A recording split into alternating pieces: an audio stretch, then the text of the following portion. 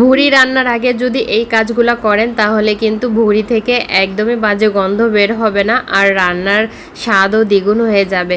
তো ভুড়িগুলো ভালো করে পরিষ্কার করে নিয়েছিলাম, তারপরে একটু ধুয়ে নিয়েছি। এখন কড়াইতে গরম পানি দিয়েছি আর হলুদ লবণ দিয়েছি, দিয়ে পরিষ্কার করা ভুড়িগুলো দিয়ে দিলাম, দিয়ে ভালো করে নাড়িয়ে চাড়িয়ে 5 মিনিটের মতো জাল দিয়ে নিব। মানে ভুড়ির ময়লাগুলো বের হয়ে যাবে সে পর্যন্ত এটাকে একটু জাল দিয়ে নেব। 5-7 মিনিটের মতো জাল দিলেই হবে। তারপরে চুলাটা অফ করে দিয়ে ময়লা পানিটাকে ছেঁকে ফেলে দেব, আর ভুড়িগুলোকে ভালোভাবে ধুয়ে কেটে এভাবে নিয়ে নেব। এখন এই ভুড়িগুলো রান্নার জন্য একদম প্রস্তুত, আর এখন রান্না করলে কিন্তু ভুড়ি থেকে কোনো বাজে গন্ধ বের হবে না, যেহেতু আমি গরম পানি দিয়ে হলুদ দিয়ে লবণ দিয়ে সেদ্ধ করে নিয়েছি। এই তো ভুড়ি রান্না বসিয়ে দিয়েছি, সাথে কিন্তু আমি আলুও দিব।